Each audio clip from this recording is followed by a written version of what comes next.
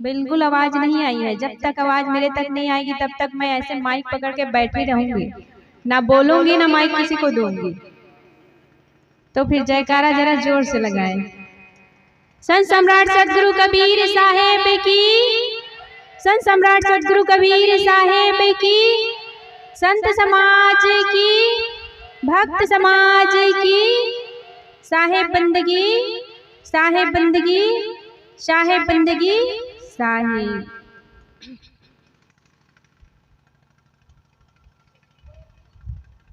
हे सतगुरु संत रमणा, श्वेत कंज सतधा, सत सुमिरन प्रारंभ करो, गुरु करके तुझे प्रणाम। सत सुमिरन प्रारंभ करो, गुरु करके तुझे प्रणाम। गुरु की महिमा अनंत है, मोशो कहीं न जा। तन मन धन सब सौंप के, चरणों रहा क्षमा। तन मन धन सब सौंप के, चरणों रहा क्षमा। मेरे मन मंदिर में विराजमान श्री सद्गुरुदेव जी, परम वंदनीय संत समाज, सत्संग प्रेमी आत्मीय बंधु, भक्तिमय मेरी माताओं, कुछ कहूँ उससे पूर्व एक भजन आप सबके समक्ष प्रस्तुत है। सदगुरु कबीर का पद है, बहुत ही प्रसिद्ध पद है, आप सब लोग सुने होंगे। आइए पुनः मैं आप सब लोगों को सुनाने जा रही हूँ। घड़ा दिन सोलियो रे, अब जाग मुसाफिर जाग। घड़ा दिन सोलियो रे, अब जाग मुसाफिर जाग। पहले रियो तू माँ के गर्भ में, जब तू बहुत दुख पायो। पहले रियो तू माँ के गर्भ में, जब तू बहुत दुख पायो। भीतर से तू बाहर आयो, भीतर से तू बाहर आयो। हो गयो घोर अंधेरो जन्म थारो, हो गयो रे। अब जाग मुसाफिर जाग, घड़ा दिन सोलियो रे। अब जाग मुसाफिर जाग। दूजा आयो माँ की गोद में, जब तन लाड लड़ायो।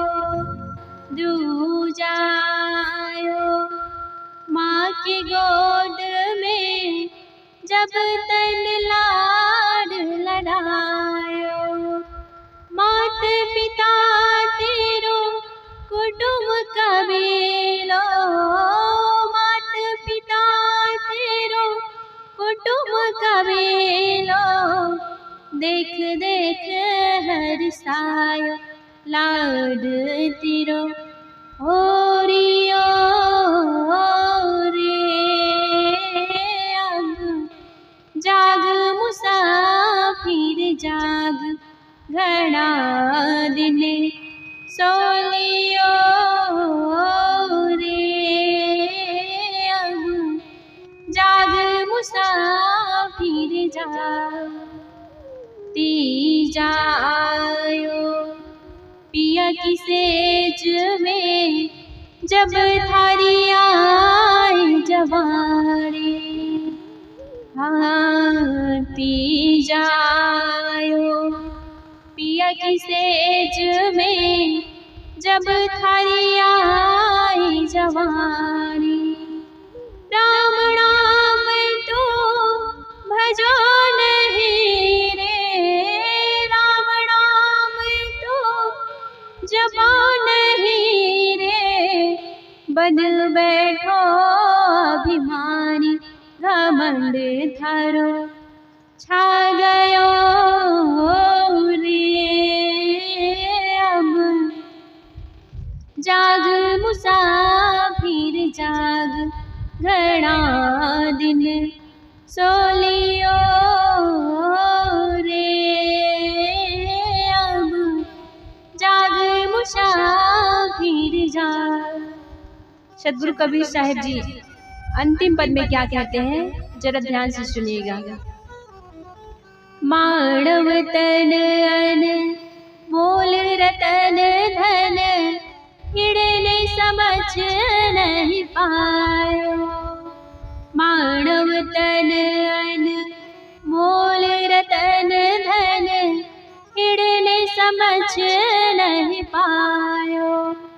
कहत कबीर सुनो भाई साधो, कहत कबीर सुनो भाई साधो, विरथा जन्म गमायो, समय सारो बीत गयो रे। अब जाग मुसाफिर जाग, घना दिन सो लियो रे। अब जाग मुसाफिर जाग, घना दिन सो लियो रे। अब जाग मुसाफिर जाग, जाग मुसाफिर जाग। बोलिए श्री सद्गुरु कबीर साहेब की जय। सज्जनों, बहुत सुंदर भव्य कार्यक्रम का यहाँ आयोजन हुआ है। आइए एक घटना मैं आप लोगों को सुनाने जा रही हूँ। ऐसे ही कार्यक्रम एक जगह पे हो रही थी। बहुत सारे संत महात्मा आए थे। पंडाल में भीड़ बहुत जुटी हुई थी। सब बड़े ध्यान से एकाग्रचित होकर संतों की बातें सुन रहे थे, जैसे आज हम सब सुन रहे हैं। आप सब जानते हैं कि संत गुरुजन जो है हमको जो ज्ञान उपदेश करते हैं वो सिर्फ किताबी नहीं होती है। अभी हमारे संत जी कह रहे थे कि किताबों का अध्ययन करना चाहिए, उनसे हमको ज्ञान मिलती है, पर उन ज्ञान का चिंतन मनन करना चाहिए। और जो चिंतन मनन करते हैं तब जाके वो ज्ञान सही हो पाता है, नहीं तो सिर्फ जानकारी ही रह जाती है। और इससे भी बड़ी बात ये होती है, इससे बड़ा भी ज्ञान ये होता है कि जब तक हमारे जीवन में कुछ घटनाओं से अनुभव ना हो, हमको अपने जीवन से जब तक अनुभव ना हो तब तक वह ज्ञान सही नहीं होता है। लाखों हम पढ़ ले सुन ले, पर जब तक हम उसको जीवन में ना उतारे, जीवन में हम उसको सत्यापित ना करें, तब तक वह ज्ञान सिर्फ एक जानकारी ही रह जाती है। आज जगह जगह सत्संग हो रहा है। 20 किलोमीटर, 10 किलोमीटर, 5 किलोमीटर के बीच सत्संग का आयोजन किया जाता है। संत गुरुजन भी दूर दूर से आते हैं। जैसे अभी जितने मंच पे आप देख रहे हैं सभी बाहर के संत हैं। कोई छत्तीसगढ़ से आए हैं, कोई मध्य प्रदेश से आए हैं, कोई उत्तर प्रदेश से, बहुत दूर दूर से संत गुरुजन आए हैं। क्यों आए हैं? सत्संग करने ना।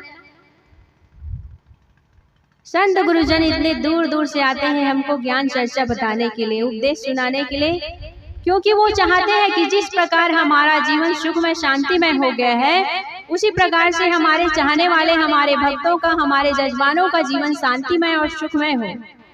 सज्जनों, इस बात का महत्व नहीं है कि सत्संग कितना होता है, इस बात का भी महत्व नहीं है कि सत्संग में भीड़ कितनी हुई थी, इस बात का भी महत्व नहीं है कि संत गुरुजन कितने आए थे, और इस बात का भी महत्व नहीं है कि संत गुरुजनों ने क्या बात बताई। महत्व इस बात का है कि हम संत गुरुजन के सानिध्य में गए, सत्संग सुने, तो उन सब में से कौन सी बात हम अपने जीवन में उतारे। महत्व है तो सिर्फ इसी बात की। सत्संग बहुत कर लेने से कोई मतलब नहीं होता है। उन सत्संग की बातों को अपने जीवन में जब हम उतारेंगे, हमारे जीवन में सुधार आएगा, तब सत्संग कराने का महत्व है, सत्संग सुनने का महत्व है। नहीं तो हम सत्संग में आए, 2 घंटा 4 घंटा संतों की वाणी सुने, उनके उपदेश सुने, और घर जाके जैसे का तैसा हमारा जीवन रह गया, तो सत्संग करने का कोई महत्व नहीं है। जाइए आप खेतों में काम कीजिए, जाइए तब धबरों में अपनी ड्यूटी निभाइए, यहाँ आकर टाइम पास करने से कोई मतलब नहीं।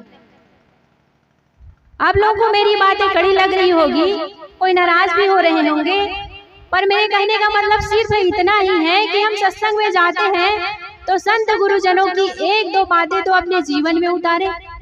मैं ज्यादा नहीं कहती हूँ, हम इतने सारे लोग आए हैं, संत गुरुजन इतने आए हैं, सबकी बातें हम नहीं पकड़ सकते, चलो ठीक बात है, पर कम से कम 1 बातों को तो सूत्र समझ के हम पकड़ ले, उनको जाके घर में चिंतन मनन करें, उनको जीवन में उतारे। एक लागे तो नहीं हो सकता, पर धीरे धीरे तो उनको जीवन में उतारे।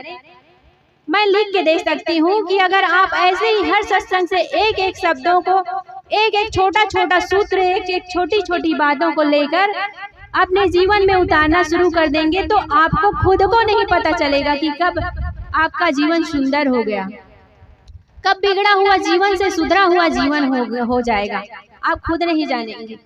सज्जनों, मैं बता रही थी कि ऐसे ही सत्संग हो रहा था, संत गुरुजन अपने ज्ञान चर्चा कर रहे थे, उपदेश सुना रहे थे। सत्संग समाप्त हुआ, एक जिज्ञासु बंधु संत गुरुजन के पीछे पीछे चले गए। उनको किसी बात की जिज्ञासा थी कि मुझे संत जी से एक बात पूछनी है। आसन पहुंचे, उनसे संत से उनको प्रणाम किए और उनके पास बैठ के बोले, पूछने लगे कि गुरुजी, एक बात मुझे बहुत दिनों से खटक रही है, मैं उनका जवाब नहीं जान पा रहा हूँ, एक प्रश्न है मेरे दिमाग में। हम सबकी भी बात है, जब दिमाग में कोई सवाल होता है, उलझा हुआ प्रश्न होता है, तो किसी को भी चैन नहीं आती है, जब तक वो उलझा हुआ समस्या हो या प्रश्न हो, जब तक उसका समाधान ना मिले। ये सबके अनुभव की बात है। तो सज्जन जाके संत जी से पूछते हैं कि संत जी, मेरे दिमाग में एक उलझन है, एक प्रश्न है, कृपा कर आप मुझे इस उलझन की, इस समस्या का समाधान बता दीजिए। संत जी मुस्कुराते हुए कहते हैं, बताओ बेटा क्या बात है। तो वह व्यक्ति कहता है कि संत जी, मुझे ऐसे कोई ग्रंथ का नाम बता दीजिए जिससे मैं अपने जीवन को जानूं, अपने जीवन को समझूं, जीवन के जितनी भी रहस्य है, गुल्फियां हैं, उसको सुलझा सकूं। पर वो तो ठहरे संत जी, जिनकी खुद की ग्रंथियां मिट चुकी थी, वो किसी को किसी ग्रंथ में क्यों ले जाते। संत जी कहते हैं कि बेटा, अगर अपने जीवन को जानना चाहते हो, जीवन के रहस्यों को सुलझाना चाहते हो, तो मैं तुमको कोई ग्रंथों का नाम नहीं बताऊंगा। ये बहुत ही सुंदर सलूशन मैं तुमको देता हूँ। संत जी कहते हैं कि बेटा, अपने जीवन को जानना और समझना चाहते हो, तो ये प्रकृति ही एक खुली किताब है, जिसे पढ़ के तुम अपने जीवन के रहस्यों को जान सकते हो, जीवन की गुल्थियों को सुलझा सकते हो। वह व्यक्ति समझ नहीं पाया, क्योंकि संत जी जो होते हैं, कभी कभी गुट रहस्य बात कहते हैं, तो वो साधारण व्यक्ति समझ नहीं पाते। वह व्यक्ति सोचने लगा कि ये क्या कह दिए, मैं तो साधारण सा सवाल लेके आया था, साधारण सा प्रश्न लेके आया था कि मुझे कोई ऐसे ग्रंथों का नाम बता दीजिए जिसे मैं पढ़ के अपने जीवन को समझ सकूं। पर संत जी तो मुझे उलझा दिए, इस प्रकृति से मैं क्या सीख लूं। उसी समय की बात है, ऐसी चर्चा हो रही थी। एक 90 वर्ष का वृद्ध व्यक्ति लाठी लेकर, झुकी हुई कमर, उनकी कमर झुकी हुई थी, हाथ में लाठी, आंखों में चश्मा, धीरे धीरे चलते हुए वहां से आ रहा था। संत जी कहते हैं, बेटा देखो देखो, ये सारी बातें छोड़ो, देखो एक विश्वविद्यालय चलता फिरता हमारे पास आ रहा है। व्यक्ति का आश्चर्य का ठिकाना न रहा। वो कहते हैं पहले तो मेरा एक सवाल का ही जवाब मैं ठीक से नहीं पाया और एक फिर से पहेली संत जी ने हमारे पास बोल दिया। वो व्यक्ति कहता है कि संत जी मुझे जरा समझा के बताइए, मुझे कुछ उदाहरण दीजिए, मैं समझ नहीं पा रहा हूँ। तो संत जी कहते हैं कि बेटा, दुनिया का सबसे बड़ा विश्वविद्यालय जो होता है एक वृद्ध व्यक्ति होता है। उनकी झुकी हुई कमर, उनके हाथ में पकड़े हुए वो लाठी, आंखों में लगा हुआ वो चश्मा, ये सब हमको सीख दे जाती है कि जो काम हमको करना है जवानी रहते ही कर लें। बुढ़ापे में कुछ होता नहीं है। अगर राम का नाम लेना भी चाहे ना तो राम की जगह लाम निकलेगा। ध्यान में बैठना चाहेंगे, 1 घंटा चलो बैठ लेते हैं तो कमर दुखने लग जाएगी, घुटनों में दर्द होने लग जाएगा। संत गुरुजनों के दर्शन के लिए जाएंगे तो पैर दुखेगा, चल नहीं पाएंगे। जब अपने रूम से बाहर नहीं निकल पाओगे तो क्या संत गुरुजनों के दर्शन करने जाओगे? तो संत जी कहते हैं कि दुनिया का सबसे बड़ा विश्वविद्यालय जो होता है एक वृद्ध व्यक्ति होता है। हमको उनसे सीखनी चाहिए। वो व्यक्ति समझ जाता है। फिर प्रकृति के बारे में कहता है कि प्रकृति कैसे खुली किताब है। तो ये सब आप जानते हैं, बस हमारे अंदर गुणग्राही दृष्टि होना चाहिए। हमको हर जगह से शिक्षा मिलती है, पेड़ पहाड़ों से मिलती है, हवा से मिलती है, हर चीज से। इसकी ज्यादा व्याख्या मैं नहीं करूंगी क्योंकि मेरा टाइम समाप्त हो गया। तो मेरे कहने का मतलब ये है, मैं विशेष आग्रह आप सब लोगों से कह रही हूँ कि आप जहाँ कहीं भी सत्संग में जाएं, वहां से सिर्फ एक छोटी सी बात हम गुरुजनों की लेके आए, उनका चिंतन मनन करें उनको और अपने जीवन में उतारें। धीरे धीरे हमारा जीवन सुधर जाएगा, हमारा जीवन कब साफ पाक पवित्र हो जाएगा, हमको शांति और सुख मिलेगा, हम खुद ही जान नहीं पाएंगे। तो एक ये छोटा सा सूत्र लेके जाए संत गुरुजनों की वाणी और उनको जीवन में उतारे। बस अविशेष ना कहते हुए अपनी वाणी को विराम देती हूँ। साथ में आप सब लोगों को बहुत बहुत धन्यवाद। मैंने जो भी टूटी फूटी भाषा में आप सब लोगों को सुनाया, आपने बहुत ध्यान से सुना, उसके लिए बहुत बहुत धन्यवाद। एक निवेदन और, आप सब लोग मेरे साथ जयकारा जरा जोर से लगाएं। बोलिए संत सम्राट सतगुरु कबीर साहेब की, संत सम्राट सतगुरु कबीर साहेब की, संत समाज